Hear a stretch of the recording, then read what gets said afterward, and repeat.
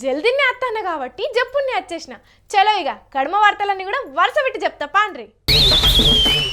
ఇంకో నెల 15 రోజుల్లో పార్లమెంట్ ఎన్నికలు జరగనున్నాయి కదా, అట్లనే ఏపీలో అసెంబ్లీ ఎన్నికలు కూడా జరుగుతాయి.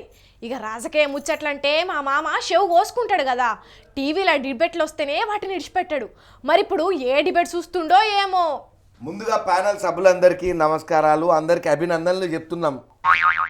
ఏదైతే మేము 99% పనులను పూర్తి చేసినాం, మాకు అనుకూలంగా ఎవరైతే ఈ ప్రజలు మాకు మద్దతు ఇచ్చి మమ్మల్ని స్థానంలో కూర్చోబెట్టిల్లో విజయవంతంగా సక్సెస్ఫుల్గా పనులు కంప్లీట్ చేసినాం, మా పనిని నెరవేర్చినాం. రాబోయే రోజులలో కూడా మళ్ళీ మా పార్టీ అధికారంలో ఖచ్చితంగా రాబోతున్నది 2,00,000%.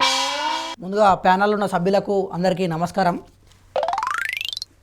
వాస్తవానికి మీ పార్టీ ఏ పనులు చేయలేదు. 99% కాదు, 98% కాదు, మీరు అసలు పనులు వేయలేదు. ఏం పనులు చేసిరు? మీరు రోడ్లు వేసిరా? కనీసం చిన్న చిన్న పనులు కూడా వేయలేదు. గ్రామాలలో ప్రజలు ఎంత అవస్థపడుతున్నారో మీకు తెలుసా? వామ్మో, ఇక్కడేదో పెద్ద డిబేట్ నడుస్తున్నది కదా. మా మామ ఎవరితో పంచాయతీ పెట్టుకుంటున్నాడో చూద్దాం ఉండుండ్రి. అయినా ఇన్నేళ్ళ అధికారంలో మీరు కనీసం రోడ్లన్నీ వేసిర్రా? ఒకసారి రోడ్ల మీదకి రారు, మీకు తెలుస్తుంది ఆ రోడ్లు ఎట్లున్నాయి అనేది. అరే రోడ్లు వేసినామంటే పబ్లిక్కు తెలుసు మేమేం సర్వీస్ చేసినామని. మీరు నోరున్నది కానీ అడ్డగోలుగా మాట్లాడద్దు. మీ దుకాణం బంద్ అయిందని అందరి దుకాణాలు బంద్ అయినట్టు మాట్లాడతారా ఏంది? అట్లా మాట్లాడద్దు. ఏం మాట్లాడతారు? ఏం మాట్లాడుతున్నావు? నువ్వే మాట్లాడుతున్నావు, నీకు అర్థమవుతున్నదా?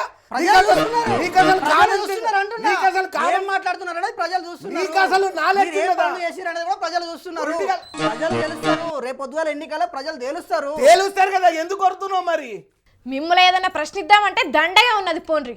మీరు ఎప్పుడేం చేశారని అడిగితే మీరేం చేసిండ్లు అని మీకు మీరే కొట్టుకునికే సరిపోతున్నది.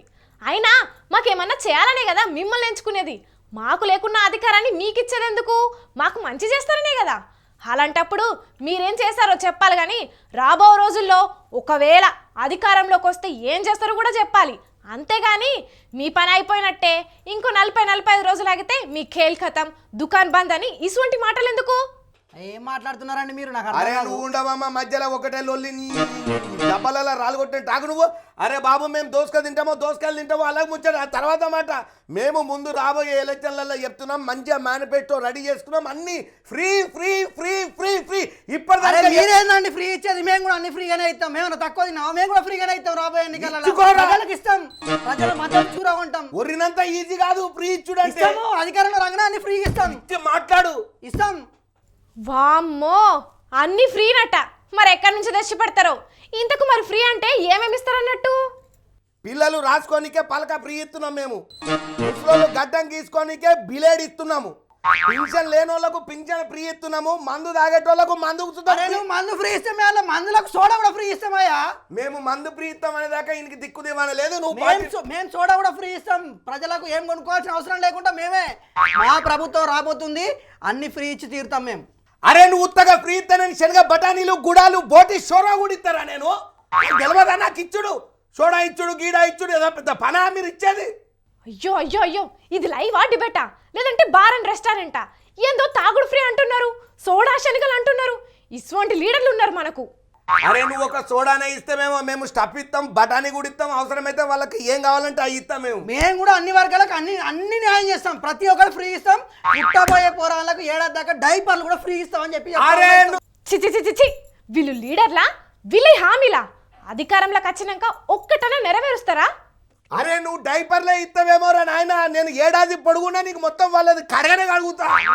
ఏం చేసినా మీ పార్టీ రాదు, మా పార్టీ అధికారంలో రాబోతుంది. సర్వేలన్నీ అదే విషయం చెప్తున్నాయి. అరే సర్వేలనే కూడా నమ్ముతాడరా అబ్బా తోడు. సర్వేలు కాదు, ప్రజల మద్దతు మాకున్నది అంటున్నా.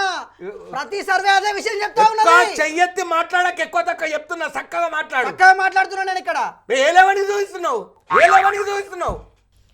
వామ్మో, వీళ్ళ మాటలు వింటే బుర్ర హీటెక్కిపోతుంది. అరే సర్వేదే ఉన్నదా? పైసలు పడదొప్పితే ఎవడైనా సర్వే చేసి మనకు అనుకూలంగా చెప్తారు కదా, నేను నమ్ముకొని మాట్లాడతావా? మేము అధికారంలోకి వస్తే మందు మొగోళ్ళకి ఫ్రీ ఇస్తామని అంటున్నాం. ఎవరికి ఇస్తావు? సరే, మరి మా ఆడవాళ్ళకి ఫ్రీ లేదా అండి? మా ఓట్లు వద్దా మీకు? మా పార్టీ అది కూడా మేనిఫెస్టోలో పెట్టాలనుకుంటున్నదండి. అట్లనే మేకప్ కిట్ కూడా ఫ్రీ ఇద్దాం అనుకుంటున్నాం ఆడవాళ్ళకు. అవునా సార్? అరే అట్లా కాదమ్మా, మా పార్టీ అధికారంలోకి వస్తే 24 గంటలు మేకప్ ఫ్రీ చెప్తున్నా. మీకు ఇంకా అవసరమైతే బండ్లను కూడా మేమే బుక్ చేసి తీసుకొస్తాం. అన్ని ఫ్రీ చేస్తామని అంటున్నాం మేము. మీరు ఎన్నైనా ఫ్రీ ఉండ్రి, ఎంతమంది అన్నా కలిసినండ్రి, సింహం లెక్క సింగిల్ గానే వస్తాం. వచ్చే ఎన్నికల గెలిచి తీరుతాం. అట్లా వచ్చిన మిమ్మల్ని అంత పాతాళానికి తొక్కకపోతే భక్తి మసేవల్ని చూసుకుందాం. మీ పార్టీ తడా కింద మా పార్టీ తడా కింద చూసుకుందాం. అరే మీరు దొంగలు రా, మీరు మీరు దొంగలు, మీ పార్టీ నాయకులు దొంగలు.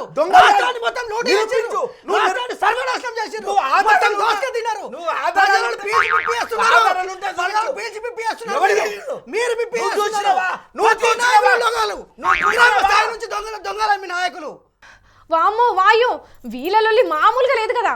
ఓట్ల కోసానికి కొట్టుకున్నంత పని చేస్తున్నారు పోన్రి. వీళ్ళే కాదు, మొన్నట్లా గీళ్ళు కూడా ఓ స్టూడియోలో ఏం చేసిర్రో చూడుర్రి.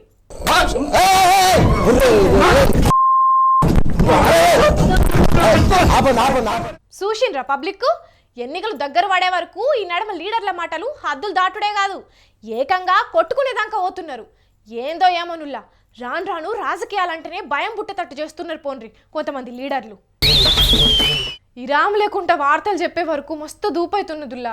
కడమ వార్తలు చెప్పుకునే ముందు ఒక చిన్న బిరేకు తీసుకొని బుక్కడంటే బుక్కడే మంచినీళ్ళు తాగత్తా, ఏమనుకోకుండ్రి. అట్లా పోయి ఇట్లా అత్తా.